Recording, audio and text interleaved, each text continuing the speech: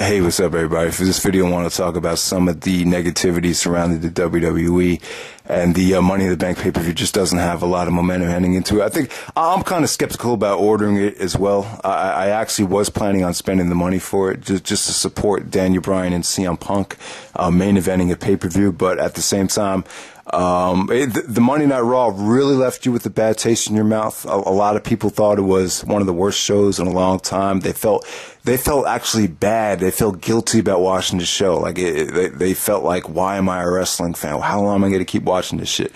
I mean, some of the negative feedback on YouTube was kind of out of control if you think about it, but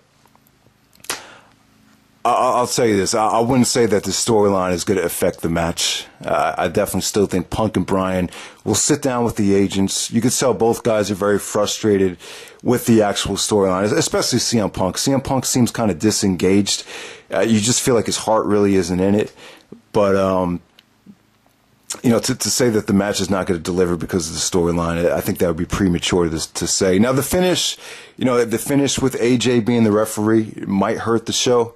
So I will give you that, but I kind of want to talk about the storyline and go into depth about, you know, some of the negatives and the positives about it. Because on paper, I do think it's a good storyline. I do think a lot of good things about it. You have Daniel Bryan and CM Punk, you know, arguably our two favorite wrestlers going out there in the main event with, you know, one of the hottest girls in the world right now, AJ. Very good-looking girl, very beautiful, but at the same time, she's just not ready for the spotlight. I think Raw on Monday kind of proved that she's just not ready to be thrown into the fire like this. I mean, yeah, like I said, man, she's got a lot of potential, but she's just needs to take some acting lessons, needs some more experience. I don't know if you could really totally, I hope Daniel Bryan and CM Punk don't take the blame for the storyline flopping. From the outside looking in, you would have to blame it on AJ. But at the same time, I think a lot of this, you got to blame creative as well. A lot of this stuff kind of insults your intelligence. I think anytime you start throwing around the word marriage and love so loosely, you know, people are going to get turned off. People just don't find it believable. And especially some of the diehard fans. I mean, you've seen Daniel Bryan kill himself in the ring, wrestling matches for over an hour with a dislocated shoulder, a detached retina in his eye. We've seen Punk go through it all. So to think that they both need this little girl to win a world championship match is kind of idiotic to think about. I can totally understand why some people are turned off by the storyline, but on the flip side, there is some good things about it. I mean, if you look at AJ's Wikipedia page, they talk about how AJ had a really, really tough life, how to support her father, how to support her, you know, her parents and her brother growing up, how to, you know, work several jobs while she was going to wrestling school just to make the payments. Eventually she fell in love with Jay Lethal. They were a couple, and then she went to WSU, and eventually she made her way to the WWE. So she's had a pretty rocky road to the WWE, and you know, the fact that she's stressed, that she felt like she's never had anyone that truly cared about her, that actually has a lot of realism there. So the fact that she's desperate for love and desperate to seek the attention of whether it be Daniel Bryan or CM Punk, you know, it's not a bad storyline. I don't think it's that bad. I just think some of the execution of the promos is just not really working too well. And I think people are just kind of frustrated in seeing Daniel Bryan in this light, like with this character right here, trying to, you know, manipulate AJ. You know, it's not the guy that we all know and love. So maybe that's why a lot of people were turned off. But well, like I said though, man, you know, Punk and Bryan, the main event of a pay-per-view, this is guaranteed to be the main event. So I'm definitely looking forward to the match. And like I said, man, you know, you got to feel bad for Punk and Bryan. You could definitely tell they're both out of their element. You could tell they're both extremely frustrated with, you know, this actual storyline. Because, you know, you guys remember, if you saw Ring of Honor footage in the past, you know, Punk always stated that he always thought some of the storylines that the WWE was doing, going back to 2004, were idiotic. So you could only imagine what he's going through right now. And then, it's pretty well documented that Daniel Bryan was always hesitant about signing a WWE contract because of bullshit like this. So, we'll see what happens. I think it'll be a hell of a main event, hell of a world title match. Money in the Bank last year was so amazing. It's definitely not going to live up to that. They just definitely don't have the momentum going into this pay-per-view, but it will still be good. Bottom line is we'll get 2 solid world title matches, one of them probably being a match of the year candidate, and the 2 Money in the Bank ladder matches. As far as AJ screwing either guy out of the match, I'm sure AJ will probably hurt the finish a little bit, but I find it very, very unpredictable because I have a really bad feeling that John Cena will cash in the Money in the Bank briefcase. So it does kind of keep us on the edge of our toes. It's very, very unpredictable. The Money in the Bank is always fun. So I don't know, man. I'm kind of hoping we'll see Daniel Bryan and Cena at Money in the Bank. I would definitely love to see that. But at the same time, with the way things are going now, I could definitely see Daniel Bryan and CM Punk wrapping this up at SummerSlam. So it's kind of an interesting time. I think the pay-per-view is very, very unpredictable. But, this isn't the only problem within the WWE. I think the Sheamus world title reign is kind of going to shit.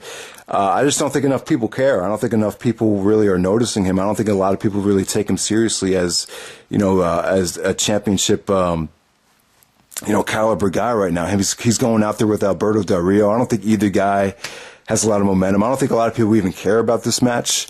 And I don't know, man. I kind of feel the same way about Sheamus that I felt during his first title reign. Like, I just felt like I just don't feel like he's deserving of it. I just feel like there's better guys that could be in his place. If I were WWE, I would actually have Sheamus versus Del Rio versus Ziggler at SummerSlam. And just give Ziggler the belt, because I think obviously Ziggler is the most over guy out of all 3 of those. And Del Rio, I don't know, man. He seems like he hasn't found his comfort zone. It just seems like he's always, trying to prove himself. Never, I don't know, man. And if he wins the belt back, we'll get the same shit again with, it's my destiny to be WWE champion and all that shit again. So definitely don't want to see Del Rio win the belt. I think he's kind of being pushed too soon, to tell you the truth. I haven't seen him done shit since he lost the belt to CM Punk. So, I'm not really looking forward to Sheamus and Del Rio. I'm sure they'll have a good match, but, the match is just missing something with the build-up. The other Money in the Bank looks good. The SmackDown one looks okay, but the Raw one with the Big Show and Kane, Jericho, and Cena, I'm sure there'll be some good storytelling elements involved. But I don't know, man. I just want to go on a little bit of a rant about the Big Show and Kane.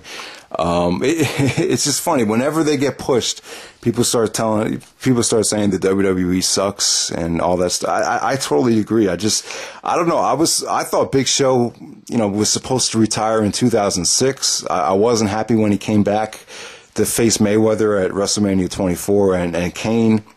Kane has been so stale for years. I know people that stopped watching because of Kane, but I don't know, man. Both guys just, I don't know. It's just frustrating to watch when you see them out there main eventing pay-per-views, when you got, guys like Tyler Black and, Chris Hero, Claudio Castagnoli, and John Moxley in FCW. It's just very, very frustrating because I think there's so much talent in developmental right now.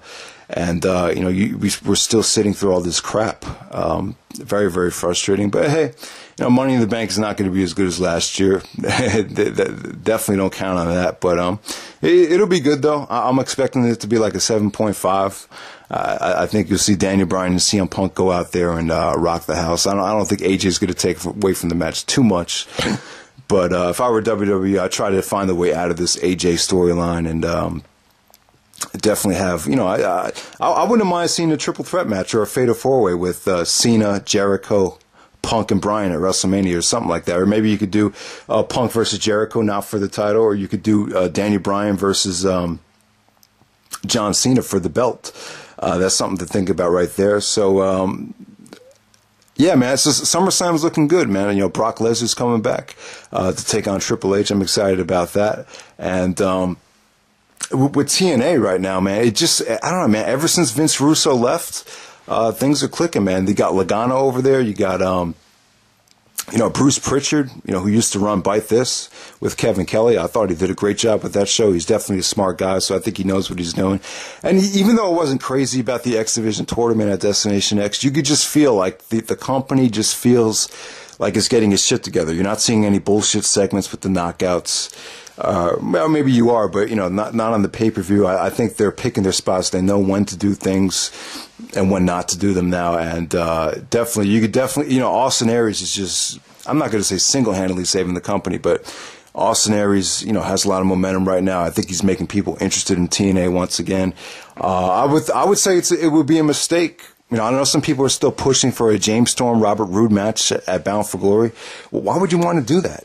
I don't think TNA had the momentum that they had back in that they had right now back in April. I don't see why you would go backwards. I don't think James Storm is championship material, to tell you the truth. I think he's a main eventer. I think he has a lot of talent, but if you have Austin Aries, who's hot as hell right now, you want to put him up against AJ Styles. I'm sorry, man. Austin Aries and AJ Styles, that's your main event for Bound for Glory. You got to get AJ there. I know AJ has 0 points in the Bound for Glory series, but come on, man.